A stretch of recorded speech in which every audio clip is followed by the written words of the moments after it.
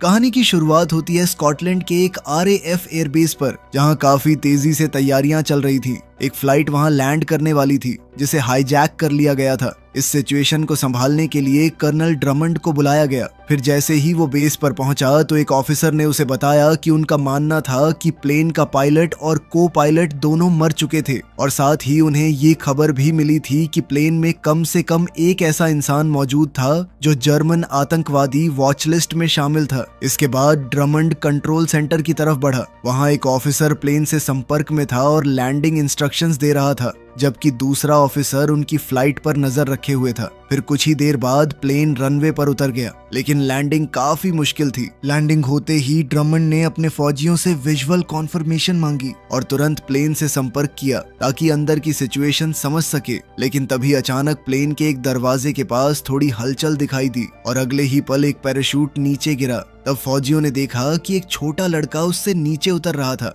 फिर ड्रमंड ने तुरंत 2 RAF ट्रक्स को हुक्म दिया कि वो लड़के को वहां से सुरक्षित ले आए। इसी बीच उन्हें कॉकपिट के अंदर एक और इंसान नजर आया। ड्रमंड ने तुरंत रेडियो पर चेतावनी दी कि अगर उसने कोई गलत कदम उठाया तो फौजी तुरंत फायरिंग शुरू कर देंगे। फिर उसने उस आदमी को पायलट सीट पर बैठने और धीरे धीरे अपने हाथ ऊपर करने को कहा, लेकिन उस आदमी ने बस इतना कहा कि उसे प्लेन से बाहर आने दिया जाए ताकि वो सब कुछ समझा सके। वो बार बार दावा कर रहा था कि वो आतंकवादी नहीं था। फिर कुछ देर बाद ड्रमंड ने अपनी ट्रांसलेटर को उस लड़के से बात करने भेजा। उस लड़के का नाम टॉम था और उस वक्त डॉक्टर्स उसका चेकअप कर रहे थे, लेकिन ट्रांसलेटर को उससे कुछ खास पता नहीं चला क्योंकि टॉम पूरी तरह शॉक में था। फिर हम एक दिन पहले की कहानी देखते हैं। एक होटल कमरे में टॉम की माँ सोफी बाथरूम में फ्लाइट के लिए तैयार हो रही थी। थोड़ी देर बाद उसने न्यूयॉर्क में मौजूद अपने डॉक्टर से फोन पर बात की, जहां वो टॉम के साथ अपनी खुफिया बीमारी का इलाज करवाने जाने वाली थी। उधर टॉम ने उन्हें बताया कि उसने उनका सामान चेक कर लिया था। फिर रात के वक्त दोनों एयरपोर्ट पहुंचे।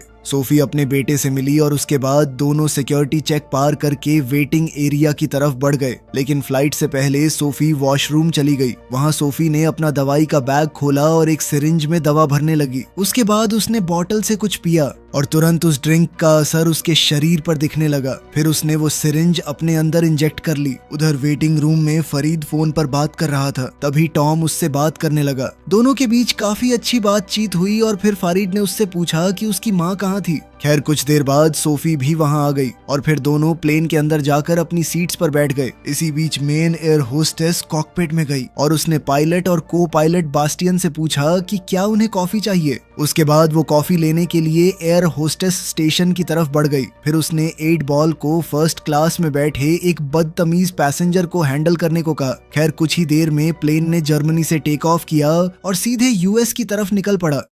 इसके काफी घंटों बाद सोफी वॉशरूम से अपनी सीट पर वापस आई। वो अपनी नोटबुक में कुछ लिख रही थी कि तभी उसे अंदर अपनी और अपने पति की एक तस्वीर मिली। तस्वीर देखते ही उसे पुराने दिन याद आने लगे थे। उसकी यादें एक आम परिवार के माहौल से शुरू हुई, लेकिन धीरे धीरे हालात काफी खतरनाक बन गए। वो और उसका पति अपने छोटे बच्चे के साथ किसी सुनसान जगह पर फंस गए थे। तब मदद लाने के लिए उसका पति वहां से चला गया, जबकि सोफी बच्चे के साथ वहीं रुक गई। खैर फिर इधर फ्लाइट में सोफी ने महसूस किया कि प्लेन के सामने वाले हिस्से में कुछ गड़बड़ चल रही थी। 8 बॉल एक गुस्सैल पैसेंजर को कंट्रोल करने की कोशिश कर रहा था कि तभी एक एयर मार्शल ने आकर उस आदमी को काबू किया। फिर कुछ ही पल बाद दूसरा एयर मार्शल भी उनके पास आ गया, लेकिन असली शौक अभी बाकी था। जब दोनों मार्शल्स उस यात्री से बात कर रहे थे, तब 8 बॉल ने अचानक चाकू निकाला और दूसरे मार्शल को मार डाला। उसी वक्त वो पैसेंजर पहले मार्शल पर टूट पड़ा। फिर 8 बॉल ने पूछा कि तीसरा एयर मार्शल कहाँ था। जैसे ही उसे खबर मिली, उसने अपने एक आदमी को उसे मारने भेज दिया। फिर कर्टिज ने तीसरे मार्शल को मारकर उसकी बंदूक ले ली और वापस 8 बॉल के पास आ गया। लेकिन उसके बाद जो हुआ उसने काल तक को हिला दिया। 8 बॉल ने बचे हुए मार्शल को बहुत ही बेरहमी से मार डाला था। दूसरी तरफ सोफी को महसूस होने लगा कि प्लेन में कुछ बहुत गलत हो रहा था।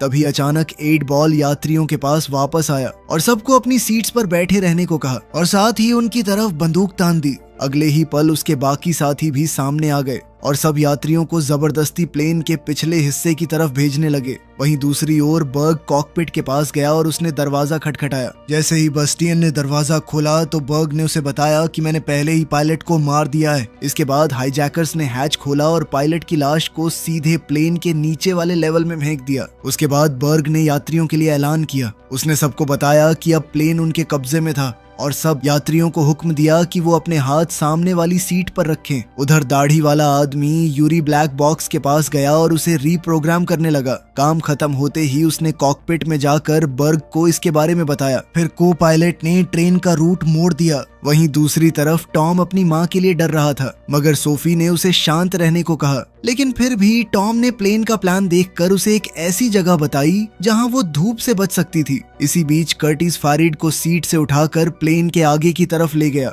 जबकि कार्ल 8 बॉल को शांत करने की कोशिश कर रहा था। मगर तभी टॉम चुपके से अपनी सीट से निकल गया। अब सोफी भी तुरंत उसके पीछे भागने लगी, लेकिन 8 बॉल भी उनके पीछे आ गया और फिर उसने टॉम के सामने ही सोफी को गोली मार दी। ये देखकर बेचारा टॉम पूरी तरह टूट गया था। फिर 8 बॉल ने उस लड़के को पकड़ लिया, लेकिन कार्ल ने बीच में आकर टॉम को वापस उसकी सीट पर बैठा दिया और उसे वहीं चुपचाप बैठे रहने को कहा। फिर थोड़ी देर बाद बर्ग और कर्टिस कॉरिडोर में मिले और कर्टिस ने उसे बताया कि अभी क्या हुआ था। ये सुनते ही बर्ग सीधे 8 बॉल के पास पहुंचा और उसे चेतावनी दी कि अगर उसने दोबारा ऐसा कुछ किया तो वो उसे खुद मार डालेगा। लेकिन फिर भी उसने सोफी की मौत को बाकी यात्रियों के लिए एक धमकी की तरह इस्तेमाल किया। इसके बाद कहानी फ्लैशबैक में चली गई। हम देखते हैं कि सोफी अपने बच्चे के साथ गाड़ी में बैठी थी और अपने पति का इंतजार कर रही थी, जो मदद लाने गया था। काफी देर तक इंतजार करने के बाद सोफी खुद गाड़ी से बाहर निकली और जंगल के अंदर अपने पति के पैरों के निशान के पीछे चलने लगी। फिर कुछ देर बाद उसे एक सुनसान घर दिखाई दिया। उसे लगा शायद उसका पति अंदर हो, मगर जैसे ही वो घर के अंदर गई उसने जमीन पर खून देखा। वो उस खून का पीछा करते हुए बेसमेंट की तरफ बढ़ने लगी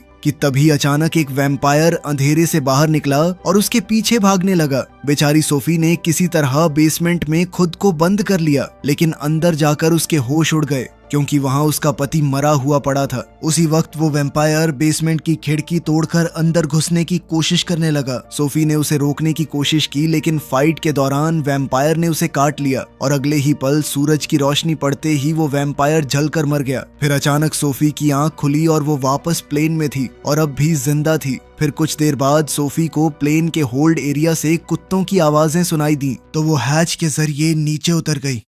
उधर बर्ग फरीद और 2 आदमियों को जबरदस्ती एक आतंकी मैसेज पढ़ने पर मजबूर कर रहा था। इधर होल्ड में कर्टिस और यूरी बॉम्ब बनाने के लिए सामान ढूंढने नीचे आए थे कि तभी सोफी एक गाड़ी के नीचे छुप गई। जल्द ही यूरी बॉम्ब सेट करने लगा। उसी वक्त सोफी एक कुत्ते तक जा पहुंची और उसका खून पीने लगी। वो कुत्ता इतनी जोर जोर से आवाजें करने लगा कि यूरी परेशान हो गया और वापस होल्ड एरिया में आ पहुंचा। लेकिन जैसे ही उसे गाड़ी के पीछे छुपी सोफी दिखी तो सोफी तुरंत उस पर टूट पड़ी और उसे मार डाला। उसी वक्त फरीद भी पैसेंजर्स के बीच आ गया और सीधा टॉम के बगल में जाकर बैठ गया। दूसरी तरफ सोफी का शरीर तेजी से वैम्पायर फॉर्म में बदलने लगा था। उसे महसूस हुआ कि उसके दांत बाहर निकल रहे थे। वो तुरंत अपनी दवाई ढूंढने लगी और इंजेक्शन तैयार करने लगी। लेकिन तभी उसने बर्ग को यूरी से बात करते सुना। बर्ग कह रहा था कि जंप में सिर्फ 10 मिनट बचे थे। ये सुनते ही सोफी वापस यूरी की लाश के पास गई और उसका खून पीने लगी। इससे उसका शरीर और भी तेजी से बदलने लगा। फिर वो धीरे धीरे प्लेन के मेन सेक्शन की तरफ लौट आई। उधर हाईजैकर्स ने यात्रियों से झूठ बोला कि अगर किसी ने अपनी सीट छोड़ी तो वो जहरीली गैस रिलीज कर देंगे। उसके बाद सब होल्ड एरिया में गए जहां उन्हें यूरी की लाश मिली। उसके पास एक कुत्ता खड़ा था जिसे सोफी ने जानबूझकर छोड़ दिया था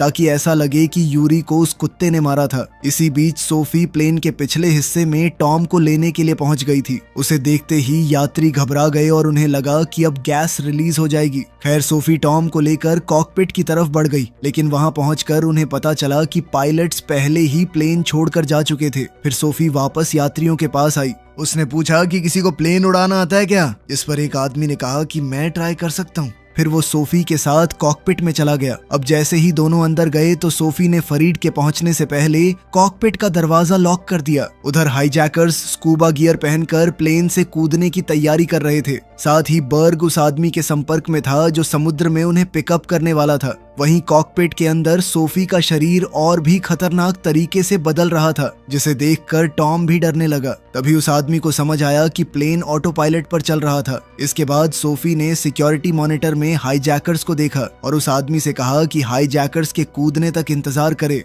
और उसके बाद ही ऑटो पायलट बंद करे। लेकिन 8 बॉल को अब समझ आ गया था कि सोफी अभी जिंदा थी। वो उसे ढूंढने के लिए बर्ग के साथ वापस प्लेन में घुस आया। तभी एक यात्री ने उन्हें बता दिया कि सोफी कॉकपिट में थी। ये सुनते ही दोनों कॉकपिट के बाहर पहुंच गए और दरवाजा खोलने को कहने लगे। लेकिन सोफी ने कॉकपिट वाले आदमी से कहा कि प्लेन को फिर से यूएस की तरफ मोड़ दे, मगर वो आदमी बोला कि यूरोप ज्यादा पास था। लेकिन सोफी को देखकर वो इतना डर गया था कि उसने बिना बहस किए उसकी बात मान ली। फिर जैसे ही हाईजैकर्स ने प्लेन के रूट को बदलते हुए देखा तो उन्होंने एक पैसेंजर को मारने की धमकी दे दी। फिर बर्ग ने बिना सोचे उस यात्री को गोली मार दी। इसके बाद उसने सोफी से कहा कि जब तक वो कॉकपिट का दरवाजा नहीं खोलेगी तब तक वो एक एक करके सबको मारता रहेगा। उसके बाद उसने 8 बॉल को हुक्म दिया कि वो अगला शिकार लेकर आए। वो दरिंदा जब भीड़ में गया तो एक छोटी लड़की को पकड़कर बर्ग के सामने ले आया। बर्ग ने अब उस लड़की को सामने खड़ा कर दिया ताकि सोफी उसे देख पाए, लेकिन वो लड़की को कोई नुकसान पहुंचाता उससे पहले ही सोफी तुरंत कॉकपिट से बाहर निकली।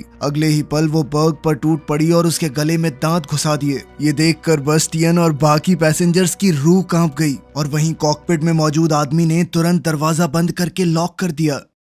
इधर सोफी ने बर्ग का खून पीना खत्म किया और फिर बाकी हाईजैकर्स के पीछे भागी। सब डरकर होल्ड एरिया की तरफ भागने लगे, लेकिन असली मौत का खेल अब शुरू हुआ। बर्ग का शरीर भी धीरे धीरे बदलने लगा था। फिर जैसे ही सोफी ने उसकी आवाज सुनी तो वो तुरंत वापस आई और उसका खात्मा कर दिया। इधर 8 बॉल ये सब अपनी आंखों से देख रहा था। उसके बाद सोफी कॉकपिट के दरवाजे के पास गई और टॉम को बोला कि वो दरवाजा बिल्कुल न खोले, क्योंकि वही उसके लिए सबसे सुरक्षित जगह थी। फिर वो वॉशरूम में चली गई, जहां शीशे में उसने देखा कि उसकी ट्रांसफॉर्मेशन कितनी ज्यादा बढ़ चुकी थी। दूसरी तरफ हम देखते हैं कि 8 बॉल ने सोफी का बैग चेक किया और कुछ देर बाद वो उसकी नोटबुक लेकर बाकी हाईजैकर्स के पास लौट आया। नोटबुक पढ़कर उसने सबको बताया कि सोफी असल में एक वैम्पायर थी, लेकिन कार्ल ने अपनी आंखों से कुछ नहीं देखा था। इसलिए जब बाकी लोग सोफी के हमलों के बारे में बताने लगे तो उसने किसी की बात पर यकीन नहीं किया। वो ज्यादा परेशान 8 बॉल की भयानक सोच से था।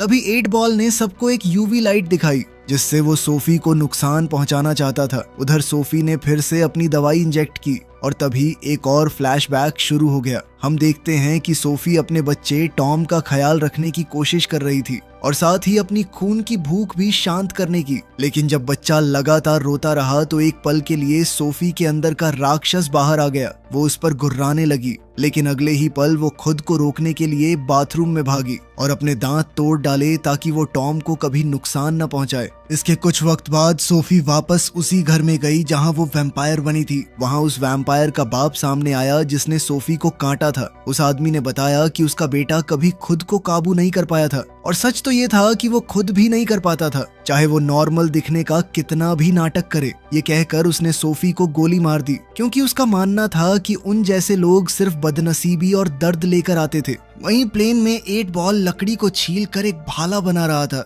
जबकि बाकी हाईजैकर्स इस बात पर बहस कर रहे थे कि अब आगे क्या करना है। तब कार्ल ने बैस्टियन को समझाया कि हमारे पास बस एक ही तरीका है, किसी भी तरह कॉकपिट में घुसकर प्लेन को सही रूट पर लाना होगा। वहीं इसी बीच टॉम कॉकपिट से बाहर आ गया। अंदर मौजूद आदमी उसे रुकने के लिए चिल्लाता रहा, लेकिन टॉम ने किसी की नहीं सुनी। उसने किसी तरह वॉशरूम का दरवाजा खोलकर अपनी माँ को बाहर निकाला और जैसे ही कॉकपिट वाले आदमी ने उन्हें देखा तो उसने तुरंत खुद को वापस कॉकपिट में बंद कर लिया। उसी वक्त सोफी भी धीरे धीरे उठने लगी और सीधा 8 बॉल की तरफ बढ़ी, मगर 8 बॉल पहले से तैयार खड़ा था। उसके हाथ में लकड़ी का स्टेक और यूवी लाइट थी। अगले ही पल उसने यूवी लाइट सोफी पर डाली, जिससे उसकी त्वचा जलने लगी और वो दर्द से बेहोश होकर गिर पड़ी। ये देखकर 8 बॉल ने बाकी हाईजैकर्स को हुक्म दिया कि वो प्लेन का कंट्रोल वापस लें, जबकि वो खुद पीछे रुक गया ताकि ये समझ सके कि सोफी असल में थी क्या। तभी उसे एक सिरिंज मिली। अब वो उसमें सोफी का खून भरने लगा। अब जैसे ही वो लकड़ी के स्टेक से सोफी को मारने वाला था, तभी टॉम वहां पर आ गया और 8 बॉल पर बंदूक तान दी।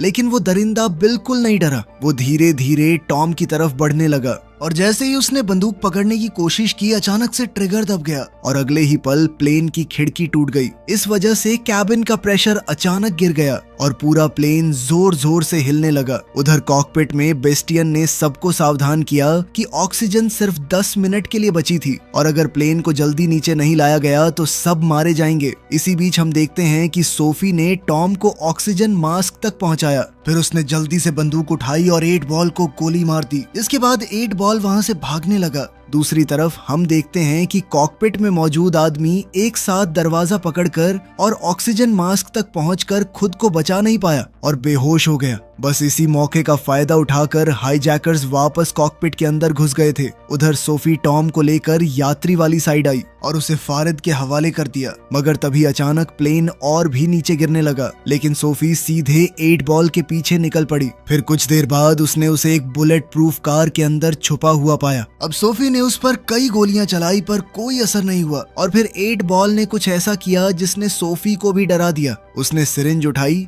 और अचानक सोफी का खून खुद के अंदर इंजेक्ट कर लिया। सोफी उसे रुकने की भीख मांगती रही, लेकिन अब बहुत देर हो चुकी थी। अगले ही पल 8 बॉल का शरीर भी बदलने लगा। तब सोफी को समझ आ गया कि उसे रोकने का सिर्फ एक ही तरीका बचा था। अब वो तुरंत माचिस और शराब ढूंढने लगी। फिर वो वापस कार के पास आई और पूरी शराब अंदर डाल दी। फिर अगले ही पल उसने आग लगा दी और 8 बॉल जिंदा जलने लगा। तब आग की रोशनी में सोफी को उस पुराने वैम्पायर की बातें याद आईं कि उन जैसे राक्षसों को अपनी बुराई दुनिया में फैलने नहीं देनी चाहिए। फिर सोफी ने 8 बॉल का चेहरा बार बार कुचलना शुरू कर दिया, लेकिन आखिरी वार से पहले 8 बॉल ने उससे एक बात कही। उसने कहा कि वो कभी अपने अंदर के राक्षस को काबू नहीं कर पाएगी।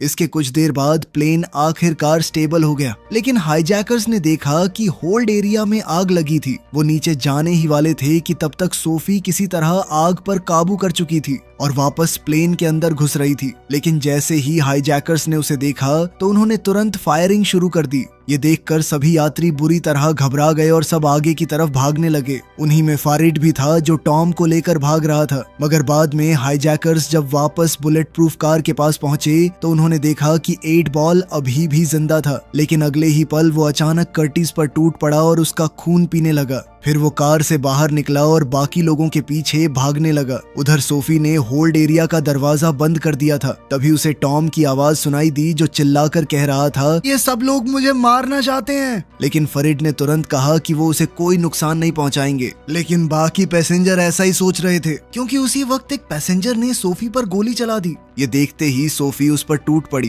बाकी लोग उसे रोकने की कोशिश करने लगे, लेकिन वो सबको झटके से हटाकर सीधे फारिद की तरफ बढ़ने लगी। लेकिन फिर टॉम ने किसी तरह उसे समझाया और फारिद को न मारने के लिए मना लिया। लेकिन इतने में उस दूसरे पैसेंजर ने उस पर बंदूक तान दी थी। लेकिन तभी सोफी को होल्ड एरिया से दूसरे वैम्पायर्स की आवाजें सुनाई दी। उसे समझ आ गया था कि अगर वो वापस प्लेन में आ गए तो सब खत्म हो जाएगा। अगले ही पल वो नीचे भागी और 8 बॉल को एक दरवाजे के पीछे बंद करने की कोशिश करने लगी। फरीद भी उसकी मदद के लिए नीचे आ गया, लेकिन 8 बॉल ने तुरंत उसे काट लिया। तभी दूसरे आदमी ने 8 बॉल को गोली मार दी जब वो दरवाजा तोड़कर बाहर निकलने लगा था। लेकिन अब फारिद जख्मी हो गया था और फिर सोफी को एक बहुत ही मुश्किल फैसला लेना पड़ा। उसने तुरंत फारिद का हाथ काट डाला ताकि इन्फेक्शन उसके पूरे शरीर में न फैल सके। इसी बीच नीचे से कर्टिस, जो पूरी तरह से वैम्पायर बन चुका था, प्लेन में घुसने की कोशिश कर रहा था। लेकिन सोफी ने किसी तरह कर्टिस और 8 बॉल दोनों को खत्म कर दिया और एयर होस्टेस को वैम्पायर बनने से बचा लिया। उसके बाद वो वापस यात्रियों के पास गई जहां उसे बस्टियन मिला। फरीद भी सबको समझा रहा था कि सोफी उनकी मदद कर रही थी। फिर सोफी बस्टियन को लेकर कॉकपिट में गई। वहां बस्टियन ने बताया कि फ्यूल बहुत कम बचा है और उन्हें जल्दी से पास में एयरपोर्ट ढूंढकर लैंडिंग करनी पड़ेगी। इसके बाद फरीद और टॉम ने सोफी को समझाया कि वो कॉकपिट के नीचे वाली अंधेरी जगह में चली जाए, जबकि फरीद खुद बस्टियन के साथ वहीं रुक गया। फिर कुछ देर बाद जैसे ही पायलट का संपर्क पास के RAF एयरबेस से हुआ तो उसने उन्हें बताया कि प्लेन हाईजैक हो गया था, लेकिन उन्होंने जैसे तैसे हाईजैकर्स को हराकर कार्गो होल्ड में बंद कर दिया था। वहीं दूसरी तरफ टॉम अपनी माँ की दवाई ढूंढने के लिए ऊपर चला गया और तभी यात्रियों को होल्ड एरिया से वैम्पायर्स की खौफनाक आवाजें सुनाई देने लगी। उनमें से एक जख्मी पैसेंजर, जो कि वैसे भी मरने ही वाला था, खुद वैम्पायर्स के पास चला गया। उसने 8 बॉल को आजाद कर दिया और खुद को काटने के लिए बोला।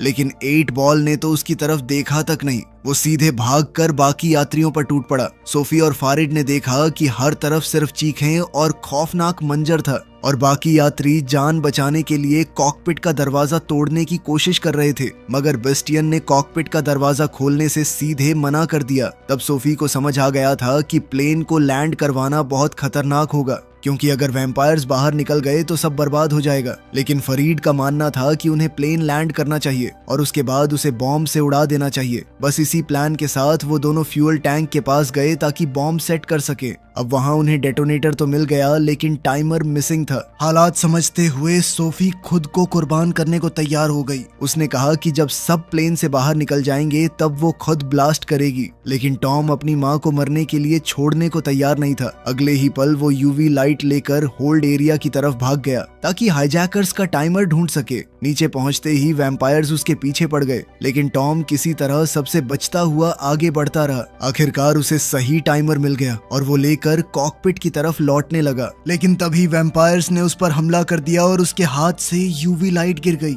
इधर कॉकपिट से सोफी यह सब देख रही थी और अगले ही पल वो टॉम को बचाने के लिए भाग पड़ी। जाने से पहले उसने बैस्टियन से पूछा कि प्लेन सही डायरेक्शन में जा रहा है ना। बैस्टियन ने बताया कि प्लेन ऑटो पायलट पर है और अब एयर ट्रैफिक कंट्रोल वालों की मदद से कोई भी सुरक्षित लैंडिंग करवा पाएगा। तब सोफी फेरिड की तरफ मुड़ी और उससे वादा लिया कि वो हमेशा टॉम का ख्याल रखेगा। उसके बाद उसने बास्टियन का खून पीना शुरू कर दिया, क्योंकि वो जानती थी कि अब वो पूरी तरह वैम्पायर बनने वाली थी। दूसरी तरफ टॉम को वैम्पायर्स ने घेर लिया था। तभी 8 बॉल ने उसकी चीख सुन ली और उसे अपना शिकार बनाने का ऐलान कर दिया। लेकिन उसके टॉम तक पहुंचने से पहले ही सोफी उस पर टूट पड़ी और फिर होल्ड एरिया में दोनों वैम्पायर्स के बीच खतरनाक फाइट शुरू हो गई। फाइट के दौरान 8 बॉल ने सोफी को काट लिया, लेकिन तब टॉम को एक खतरनाक आइडिया आया। उसने होल्ड का दरवाजा खोलकर प्रेशर ब्लास्ट करने का प्लान बनाया ताकि सोफी 8 बॉल को बाहर धकेल सके।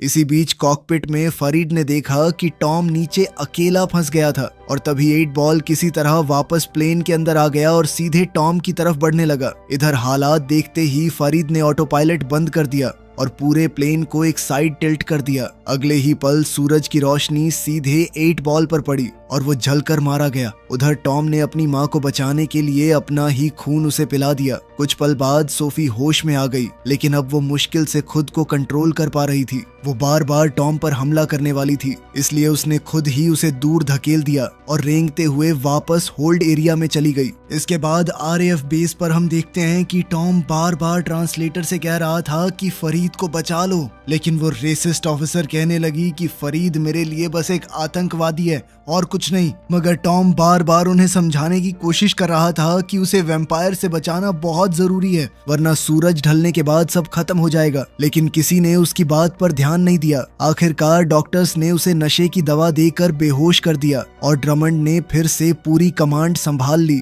उसने अपने फौजियों को रुकने का हुक्म दिया, जबकि प्लेन के अंदर वैम्पायर्स बची हुई लाशों पर टूट पड़े थे। दूसरी तरफ फौज लगातार फरीद से संपर्क करने की कोशिश कर रही थी। वो उसे खुद को फौज के हवाले करने को कह रहे थे, लेकिन कोई भी उसकी बात समझ नहीं पा रहा था। फरीद बार बार उन्हें सावधान करता रहा, लेकिन किसी ने उसकी मिन्नतें नहीं सुनी और फिर फौज ने उस पर फायरिंग कर दी। उसके बाद फौजी प्लेन के अंदर जा घुसे और फरीद को बाहर खींच लाए ताकि वो प्लेन ब्लास्ट न कर सके। लेकिन उन्हें बिल्कुल अंदाजा नहीं था कि अंदर उनका सामना किससे होने वाला था। उधर टॉम को हॉस्पिटल ले जाया जा रहा था, लेकिन रास्ते में ही उसने वो दवा उठाई जो उसके लिए रखी गई थी और पैरामेडिक को इंजेक्ट कर दिया। फिर उसने अपना टेडी बेयर उठाया और चलती गाड़ी से सीधे बाहर कूद गया। अगले ही पल वो पूरी तेज रफ्तार से प्लेन की तरफ भागने लगा। दूसरी तरफ फौजी जैसे ही प्लेन के अंदर घुसे तो वैम्पायर्स ने उन पर हमला कर दिया। फरीद उन्हें सावधान करता रहा, लेकिन अब बहुत देर हो चुकी थी। मगर कुछ पल बाद फरीद ने ट्रक के पीछे से टॉम को देखा। वो उसे आवाज देता रहा, लेकिन टॉम तक उसकी आवाज पहुंच ही नहीं पाई। जैसे ही टॉम प्लेन के पास पहुंचा तो उसने अपनी माँ को एक फौजी का खून पीते हुए देखा। वो जोर से उसे पुकारने लगा, लेकिन अब सोफी पहले जैसी नहीं रही थी और उसी पल टॉम को समझ आ गया कि उसकी माँ सच में खो चुकी थी। फिर उसने बिना एक पल सोचे प्लेन को उड़ा दिया। इतना जबरदस्त धमाका देखकर ड्रमंड और उसके फौजी भी दंग रह गए। आखिरकार फरीद अपनी बची कुची ताकत से मलबे के पास पहुंचा, जहां टॉम अकेला खड़ा था और फिर दोनों एक दूसरे को गले लगाकर रो पड़े। वीडियो पसंद आई तो लाइक कर देना, चैनल को सब्सक्राइब कर लेना। मिलते हैं अगली वीडियो में।